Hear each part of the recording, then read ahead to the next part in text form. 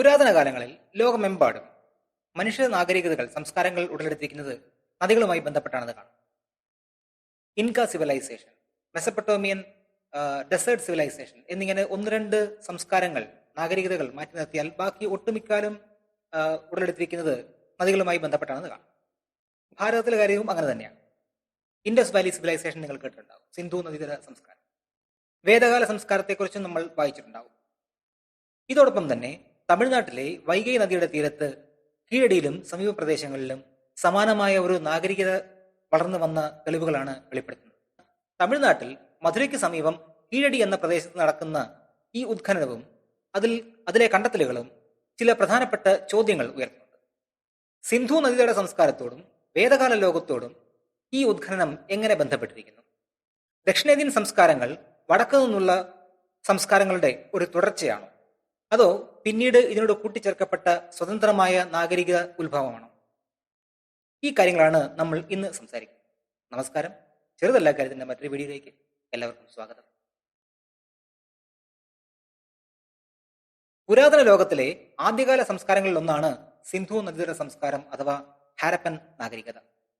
നൂറ്റാണ്ടുകളുടെ വളർച്ചയ്ക്ക് ശേഷം ഏകദേശം BCE 2600 1900 ഇടയിലാണ് സിന്ധു നദീതട സംസ്കാരം അതിന്റെ ഉന്നതിയിൽ എത്തുന്നത്. അതിനുശേഷം ഇത് പല പ്രാദേശിക സംസ്കാരങ്ങളായി പരിണമിക്കപ്പെട്ടു. ക്രമമായി ആസൂത്രണം ചെയ്ത നഗരങ്ങൾ, ഏകീകൃത അളവ് തൂക്കങ്ങൾ, ദൂരദേശങ്ങളുമായുള്ള വ്യാപാരം തുടങ്ങിയവയെല്ലാം ഈ സംസ്കാരത്തിന്റെ സവിശേഷതകളായി. സിന്ധു നാഗരികതയുടെ സുവർണകാലത്തിന് ശേഷം വടക്കേ ഇന്ത്യയിൽ വേദകാലഘട്ടത്തിന് ആരംഭം. ചരിത്രകാരന്മാർ ഇതിനെ രണ്ട് ഘട്ടങ്ങളായിട്ടാണ് വിശദീകരിക്കുന്നത്. ഒന്നാമത്തേതാണ് ഏർലി വേദിക് പീരീഡ്. ഇത് BCE 1500 മുതൽ 1000 വരെ നീളുന്ന സമയമാണ്. ഋഗ്വേദം രചിക്കപ്പെട്ടു എന്ന് പറയുന്നതും ആര്യന്മാർ ഇന്ത്യയിൽ കുടിയേറി എന്ന് പറയപ്പെട്ടതുമായ കാലഘട്ടം ഇതാണെന്ന് ചരിത്രകാരന്മാർ പറയുന്നു. രണ്ടാം കാലഘട്ടം ലേറ്റർ വേദിക് പീരീഡ് എന്നാണ് പറയപ്പെടുന്നത്. ഇത് BCE 1000 മുതൽ 600 വരെയുള്ള കാലഘട്ടമാണ്. യജുർവേദം, സാമവേദം, അഥർവവേദം എന്നിവ രചിക്കപ്പെട്ടതും വർണ്ണവ്യവസ്ഥ നിലവിൽ നിന്നതും ഈ കാലത്താണെന്നാണ് പറയപ്പെടുന്നത്. ഈ കാലത്താണ് വേദ സംസ്കാരം ഗംഗാ സമതലങ്ങളിലേക്ക് വ്യാപിച്ചതെന്ന് പറയപ്പെടുന്നു. ഏകദേശം BCE 600 300 ഇടയിൽ ഗംഗാ സമതലങ്ങളിൽ രണ്ടാം നാഗരികവൽക്കരണം ആരംഭിച്ചു. ഈ കാലഘട്ടത്തിലാണ് മഹാജനപദങ്ങൾ എന്നറിയപ്പെടുന്ന സാമ്രാജ്യങ്ങൾ, വലിയ സാമ്രാജ്യങ്ങൾ ഉടലെടുത്തത്. NBPW എന്ന ചുരുക്കത്തിൽ അറിയപ്പെടുന്ന നോർത്തേൺ ബ്ലാക്ക് പോളിഷ്ഡ് വെയർ എന്നറിയപ്പെടുന്ന പ്രത്യേകതരം മൺപാത്രങ്ങൾ, പഞ്ച് മാർക്ക് ചെയ്ത നാണയങ്ങൾ എന്നിവയെല്ലാം ഈ കാലഘട്ടത്തിന്റെ പ്രത്യേകതകളാണ്. പാടലിപുത്രം പോലെയുള്ള ആദ്യകാല നഗരങ്ങളും മൗര്യ സാമ്രാജ്യത്തിന്റെ ഉദയവുമെല്ലാം ഈ കാലഘട്ടത്തിന്റെ പ്രധാനപ്പെട്ട സംഭവങ്ങളാണ്. ഏകദേശം ഇതേ സമയം തന്നെ ദക്ഷിണേന്ത്യൻ ഭാഗത്ത്, അതായത് ഇന്ത്യൻ പെനിൻസുലയിൽ, ഇന്ത്യൻ ഉപദ്വീപിൽ നിലനിന്നിരുന്ന ഇരുമ്പ് ഉപയോഗിച്ചുള്ള സാങ്കേതിക വിദ്യ മഹാശിലയുഗ സ്മാരകങ്ങളെയും ഇരുമ്പ് യുഗത്തിനും തെളിവുകളാണ്. ഏതാണ്ട് ക്രിസ്തുവിന് മുമ്പ്, അതായത് BCE 2ാം സഹസ്രാബ്ദത്തിന്റെ അവസാനത്തിലും 1ാം സഹസ്രാബ്ദത്തിന്റെ തുടക്കത്തിലുമായാണ് ഇതിന്റെ ആരംഭം. ഈ സമൂഹങ്ങളാണ് തമിഴകത്തിന്റെ ആദ്യകാല ചരിത്രത്തിന് കളമൊരുക്കിയത്. അക്കാലത്ത് തുറമുഖങ്ങൾ, കരകൗശല കേന്ദ്രങ്ങൾ, സാക്ഷരതയുള്ള സമൂഹം എന്നിവയെല്ലാം ഉയർന്നു വന്നതായി പറയപ്പെടുന്നു. ഓരോ പ്രദേശങ്ങളിലും കൃത്യമായ തീയതികൾക്ക് വ്യത്യാസമുണ്ടെങ്കിലും പുരാവസ്തു ഗവേഷകർ ഈ മഹാശിലായുഗ സംസ്കാരത്തെ ആദ്യകാല നഗരവൽക്കരണത്തിന് അടയാളമായി രേഖപ്പെടുത്തുന്നു. വൈഗൈ നദിയുടെ തീരത്ത് 2015 മുതൽ നടത്തിയ വലിയ തോതിലുള്ള ഖനനത്തിൽ ഇഷ്ടിക കൊണ്ട് നിർമ്മിച്ച കെട്ടിടങ്ങൾ, വ്യാവസായിക ശാലകൾ, മുത്തു നിർമ്മാണ കേന്ദ്രങ്ങൾ, കിണറുകൾ, ജലസേചന സംവിധാനം, മലിനജലം ഒഴുകിപ്പോകുന്നതിനുള്ള പ്രത്യേക ഓടകൾ, ലിഖിതങ്ങളുള്ള 100 കണക്കിന് മൺപാത്രങ്ങൾ എന്നിവയോട് കൂടിയ ഒരു നഗരകേന്ദ്രം കണ്ടെത്തി.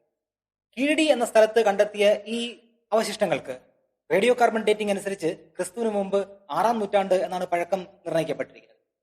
ഇത് വൈഗൈ താഴ്വരയിലെ സംഘടിതവും സാക്ഷരവുമായ ഒരു ജീവിതം ആണ് എന്നും ഇത് ഉത്തരേന്ത്യയിലെ 2ാം നാഗരികവൽക്കരണത്തിന് സമാനമാണ് എന്നും കാണിക്കുന്നു. കീഴടിക്ക് അടുത്തുള്ള സ്ഥലങ്ങളായ കൊന്തകൈ, അഗരം, മണലൂർ എന്നിവയും ഈ താഴ്വരയിലെ ശ്മശാനങ്ങൾ, കരകൗശല മേഖലകൾ, ജനവാസ കേന്ദ്രങ്ങൾ എന്നിവയെക്കുറിച്ചുള്ള അറിവുകൾ നൽകുന്നു. റേഡിയോ കാർബൺ ഡേറ്റിംഗിലെ ഈ ഒരു കാലഗണന പല വിദഗ്ധരും സ്വാഗതം ചെയ്യുമ്പോൾ തന്നെ മറ്റു ചില വിദഗ്ധർ അല്ലെങ്കിൽ ശാസ്ത്രജ്ഞർ, ചരിത്രകാരന്മാർ ഇതിനെ നിരാകരിക്കുന്നുമുണ്ട്. ഇത് തന്നെയുമല്ല, കൂടുതൽ പഠനങ്ങൾ ആവശ്യമാണ് എന്ന് വാദിക്കുകയും ചെയ്യുന്നു. പ്രത്യേകിച്ചും അവർ ചൂണ്ടിക്കാണിക്കുന്നത് ഈ സാമ്പിളുകൾ ശേഖരിക്കുന്നതിലെ സാമ്പിളിംഗ് മിസ്റ്റേക്കുകൾ, അതുപോലെ സ്ട്രാറ്റിഗ്രാഫി പഠനത്തിലെ അപാകതകൾ എന്നിവയെല്ലാമാണ്. അക്കാദമിക് തലത്തിൽ ചർച്ചകൾ നടക്കുന്നുണ്ട് എങ്കിലും കീഴടി ഇപ്പോൾ ഇന്ത്യയുടെ ആദ്യകാല ചരിത്ര പുരാവസ്തു ഗവേഷണത്തിന്റെ പ്രധാന ചർച്ചാ വിഷയവും വിവാദ വിഷയവുമായി മാറിയിരിക്കുകയാണ്.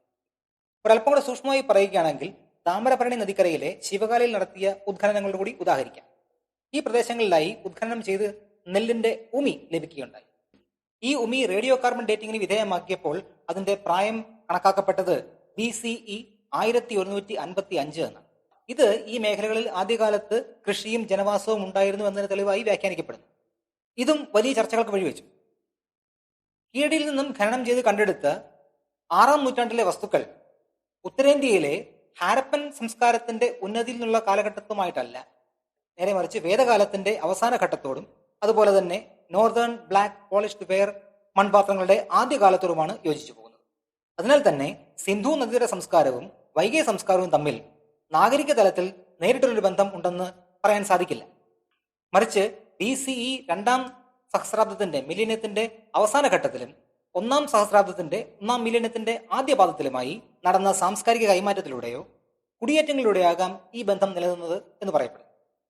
ദക്ഷിണേന്ത്യൻ മെഗാലിത്തിക് കാലഘട്ടത്തിലും ആദ്യകാല ചരിത്രത്തിലും മൺപാത്രങ്ങളിൽ പലപ്പോഴും കാണുന്ന ലിഖിത രൂപങ്ങൾ ചിലതിന് സിന്ധു നദീതട സംസ്കാരത്തിലെ ചിഹ്നങ്ങളുമായി സാമ്യമുണ്ട്.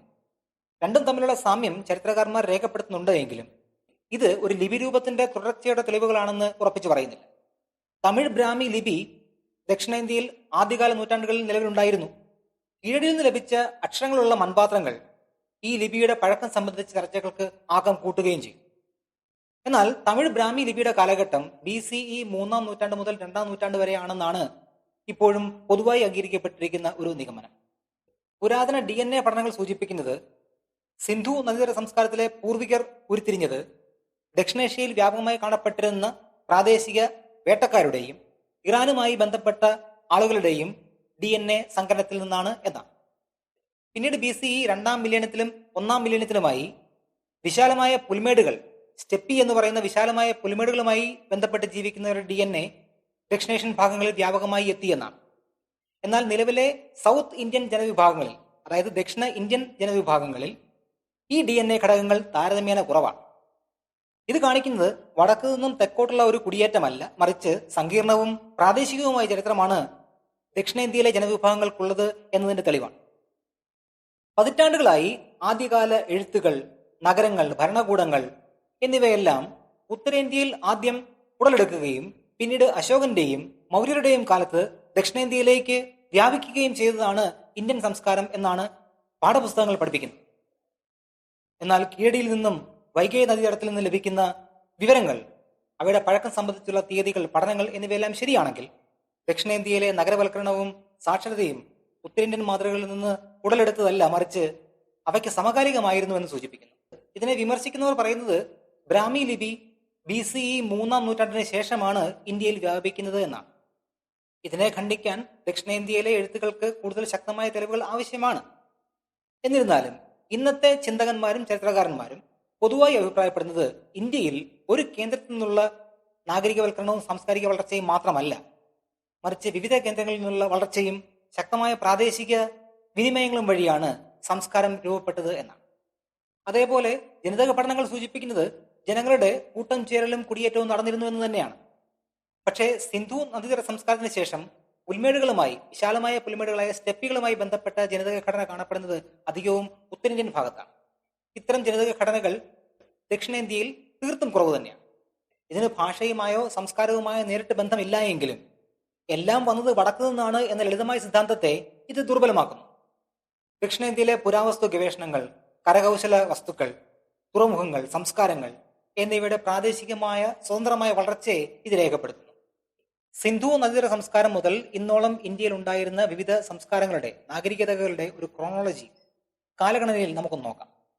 3300 മുതൽ 2600 BCE വരെ ഏർലി ഹാരപ്പൻ, BCE 2600 മുതൽ 1900 വരെ മെച്യൂർ ഹാരപ്പൻ, അതിനുശേഷം BCE 1900 മുതൽ 1300 വരെ ലേറ്റ് അല്ലെങ്കിൽ പോസ്റ്റ് ഹാരപ്പൻ കൾച്ചർ.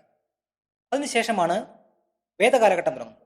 അതിൽ BCE 1500 മുതൽ 1000 വരെ ഏർലി വേദിക് എന്നും BCE 1000 മുതൽ 600 വരെ ലേറ്റർ വേദിക്, അതിനുശേഷം BCE 600 മുതൽ 300 വരെ സെക്കൻഡ് അർബനൈസേഷൻ എന്നും അറിയപ്പെടും. ഏതാണ്ട് BCE 2-ാം സഹസ്രാബ്ദത്തിന്റെ അവസാന കാലത്തും 1-ാം സഹസ്രാബ്ദത്തിന്റെ ആദ്യകാലത്തുമായിട്ടാണ് സൗത്ത് ഇന്ത്യൻ സ്റ്റോൺ ഏജ് അതുപോലെ തന്നെ അയൺ ഏജും ആരംഭിക്കുന്നത്. വൈഗൈ വാലി സിവിലൈസേഷൻ കാണപ്പെടുന്നത് BCE 6-ാം നൂറ്റാണ്ട് മുതലാണ്. ആർക്കിയോളജിക്കൽ സർവേ ഓഫ് ഇന്ത്യ 2015-16 കാലഘട്ടത്തിൽ വൈഗൈ നദിക്കരയിൽ നടത്തിയ ഉദ്ഖനനങ്ങളിൽ ഇന്ത്യയുടെ ചരിത്രത്തെക്കുറിച്ചുള്ള മുൻ ധാരണകളെ തിരുത്തുന്ന നിർണായകമായ ചില കണ്ടെത്തലുകൾ ഉണ്ടായി. എന്തുകൊണ്ടാണ് കീഴടിയിലെ ഈ കണ്ടെത്തലുകൾ ചരിത്രം മാറ്റി എഴുതുന്നവയാണ് എന്ന് വിശേഷിപ്പിക്കാനുള്ള കാരണം? നേരത്തെ പറഞ്ഞതുപോലെ ഇന്ത്യയുടെ ചരിത്രം പ്രധാനമായും സിന്ധു നദീതട സംസ്കാരത്തിൽ നിന്ന് ഗംഗാ സമതലങ്ങളിലേക്കും അവിടെ നിന്ന് ഇന്ത്യയുടെ മറ്റു ഭാഗങ്ങളിലേക്ക് വ്യാപിച്ചു എന്ന പൊതുധാരണയെ ഇത് വെല്ലുവിളിക്കുന്നു എന്നതാണ്. തമിഴകത്തിന് സ്വന്തമായി വടക്കൻ പ്രദേശങ്ങളിലെ നാഗരികതയ്ക്ക് സമകാലികമായോ അതിലും പഴക്കമുള്ളതുമായ ഒരു നാഗരിക സംസ്കാരം ഉണ്ടായിരുന്നു എന്ന് കീഴടി തെളിയിക്കുന്നു.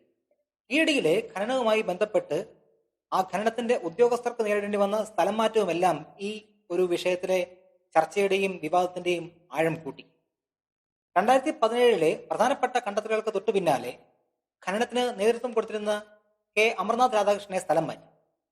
ഇത് കീഴടിയിലെ കണ്ടെത്തലുകളുടെ പ്രാധാന്യം കുറയ്ക്കാനാണ് എന്ന് വിമർശകർ ആരോപിച്ചു. മറ്റൊരു പ്രധാനപ്പെട്ട കാര്യം 2015 തുടങ്ങിയ പല ഉത്ഖനന സൈറ്റുകളും ഇന്ന് നിലവിലില്ല എന്നുള്ളതാണ്. അതെല്ലാം മൂടിക്കളഞ്ഞു എന്നുള്ളതാണ്.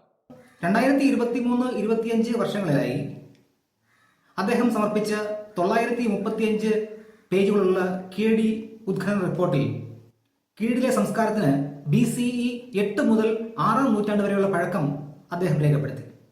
എന്നാൽ കൂടുതൽ വിശദമായി പഠിക്കാനും റിപ്പോർട്ട് മാറ്റി എഴുതാനുമാണ് ASI അദ്ദേഹത്തോട് നിർദ്ദേശിച്ചത്. ഇതിന് അദ്ദേഹം സമ്മതിക്കാതെ വന്നതോടുകൂടി നിരവധി തവണ അദ്ദേഹത്തിന് സ്ഥലം മാറ്റം നേരിടേണ്ടതായി വന്നു. എന്തുകൊണ്ടാണ് കീഴടിയിലെ ഉത്ഖനനവും അതിന്റെ റിപ്പോർട്ടുകളും ഒരു രാഷ്ട്രീയ ചർച്ചയ്ക്ക് വഴിവെച്ചത്? വേദകാലഘട്ട സംസ്കാരത്തെക്കാൾ മുമ്പോ അല്ലെങ്കിൽ അതിന് സമാന്തരമായോ ഒരു വികസിത സ്വതന്ത്ര തമിഴ് നാഗരികത ഉണ്ടായിരുന്നു എന്ന കണ്ടെത്തൽ പലപ്പോഴും വടക്കൻ ഇന്ത്യയെ കേന്ദ്രീകരിച്ചുള്ള ഇന്ത്യൻ സംസ്കാര ചരിത്ര വീക്ഷണത്തിന് ഒരു വെല്ലുവിളിയായി. കേന്ദ്ര സർക്കാരിന് കീഴിൽ വരുന്ന ഒരു സ്ഥാപനമാണ് ആർക്കിയോളജിക്കൽ സർവേ ഓഫ് ഇന്ത്യ. ഈ കാരണത്താൽ ആര്യൻ കേന്ദ്രീകൃത ചരിത്രരേഖയെ ദുർബലപ്പെടുത്തുമെന്ന ഭയത്താൽ ASI archaeological survey of India കീഴിലെ കണ്ടെത്തലുകളെ മനഃപൂർവ്വം ദുർബലപ്പെടുത്തുന്നു എന്ന് തമിഴ്നാട് സർക്കാർ ആരോപിച്ചു. രാഷ്ട്രീയ തലത്തിൽ സമീപകാലത്ത് നമ്മുടെ രാജ്യത്തെ സംഭവങ്ങളും വാദങ്ങളും ആലോചിച്ചാൽ ഈ ആരോപണത്തിന്റെ ഒരു സാങ്കത്യം നമുക്ക് മനസ്സിലാവുന്നതാണ്. ഈ കാരണത്താൽ ഉദ്യോഗസ്ഥരുടെ സ്ഥലം മാറ്റങ്ങൾ കേവലം പതിവ് നടപടികളായി കാണുന്നതിന് പകരം ചരിത്രത്തിന്റെ വ്യാഖ്യാനത്തെ നിയന്ത്രിക്കാനുള്ള രാഷ്ട്രീയ നീക്കങ്ങളായി പലപ്പോഴും വിലയിരുത്തപ്പെടുന്നു. കീഴടിയിലും സമീപ പ്രദേശങ്ങളിലുമായി വൈഗൈ നദീതടത്തിൽ നടത്തിയ കണ്ടെത്തലുകൾ സൂചിപ്പിക്കുന്നത് ദക്ഷിണേന്ത്യയിൽ സംഘടിതമായ ജനവാസ കേന്ദ്രങ്ങൾ, വ്യാവസായിക ശാലകൾ, വ്യവസായങ്ങൾ, ലിഖിത വിദ്യ എന്നിവ മുൻപ് വിശ്വസിച്ചതിനേക്കാൾ വളരെ നേരത്തെ തന്നെ നിലനിന്നിരുന്നു എന്നാണ്. ഈ കണ്ടുപിടുത്തങ്ങൾ തമിഴകത്തിന്റെ ആദ്യകാല ചരിത്രത്തെ ഉത്തരേന്ത്യയിലെ 2-ാം നഗരവൽക്കരണ കാലഘട്ടത്തിനൊപ്പം നിർത്തുന്നു, അല്ലാതെ അതിനുശേഷമല്ല. സിന്ധു നദീതട സംസ്കാരം, വേദകാലഘട്ടം, വൈഗൈ സംസ്കാരം എന്നിവ ഒന്നിനു പകരം മറ്റൊന്ന് എന്ന നിലയിലല്ല, മറിച്ച് ഏകദേശം ഒരേ കാലഘട്ടത്തിൽ സമാന്തരമായി നിലനിന്നിരുന്ന വികസന ധാരകളെയാണ് പ്രതിനിധാനം ചെയ്യുന്നത്. ദക്ഷിണേന്ത്യയുടെ വളർച്ച പ്രാദേശികമായി വേരൂന്നിയതും എന്നാൽ പുറം ലോകവുമായി ബന്ധമുണ്ടായിരുന്നതുമായ അതിന്റെ സ്വന്തം ഇരുമ്പ് യുഗത്തെയും മഹാശിലാ യുഗ പാരമ്പര്യങ്ങളെയും അടിസ്ഥാനമാക്കിയുള്ളതാണ് എന്ന് പുരാവസ്തു ഗവേഷണങ്ങൾ വെളിപ്പെടുത്തുന്നു. ചുമരെഴുത്തുകളും ലിപിപരമായ തെളിവുകളും വിശാലമായ പാരമ്പര്യങ്ങളുമുള്ള ബന്ധങ്ങളെ സൂചിപ്പിക്കുന്നുണ്ടെങ്കിലും സിന്ധു നദീതട ലിപിയിൽ നിന്ന് തമിഴ് ബ്രാഹ്മി ലിപിയിലേക്കുള്ള കൃത്യമായ തുടർച്ച ഇപ്പോഴും ചർച്ചയിലാണ്. ജനിതക പഠനങ്ങൾ ഇന്ത്യയുടെ ഭൂതകാലം ഒരു രേഖീയമായ അല്ലെങ്കിൽ നേർരേഖയിലുള്ള കുടിയേറ്റമല്ല, മറിച്ച് വിവിധ പൂർവികരുടെയും സാംസ്കാരിക വിനിമയങ്ങളുടെയും ഒരു സങ്കീർണമായ ചരിത്രമാണെന്ന് വീണ്ടും ഉറപ്പിക്കുന്നു. ദക്ഷിണേന്ത്യൻ നാഗരികത വേദകാലഘട്ടത്തിൽ വടക്കു നിന്നുള്ള ഒരു ശാഖ മാത്രമായിരുന്നു എന്ന പഴയ ആശയം ഇപ്പോഴത്തെ തെളിവുകളുമായി പൊരുത്തപ്പെടുന്നില്ല. പകരം വൈഗൈ നദീതടത്തിലെ കണ്ടെത്തലുകൾ ഇന്ത്യ നഗരവൽക്കരണത്തിന്റെയും സംസ്കാരത്തിന്റെയും വിവിധ കേന്ദ്രങ്ങളുള്ള ഒരു കളിത്തൊട്ടിലാണെന്ന കാഴ്ചപ്പാടിന് ശക്തി നൽകുന്നു. ചുരുക്കി പറഞ്ഞാൽ ഇന്ത്യയുടെ നാഗരിക സാംസ്കാരിക ചരിത്രം എന്ന് പറയുന്നത് ഒരൊറ്റ ദിശയിലേക്ക് മാത്രം ഒഴുകിപ്പോകുന്ന ഒരു നദി പോലെയല്ല. അത് പിരിയുകയും വീണ്ടും കൂടിച്ചേരുകയും പുതിയ ഭൂമി സൃഷ്ടിക്കുകയും ചെയ്യുന്ന വിശാലമായ ഒരു നദീമുഖത്തിന് നദീതടത്തിന് സമാനമാണ്.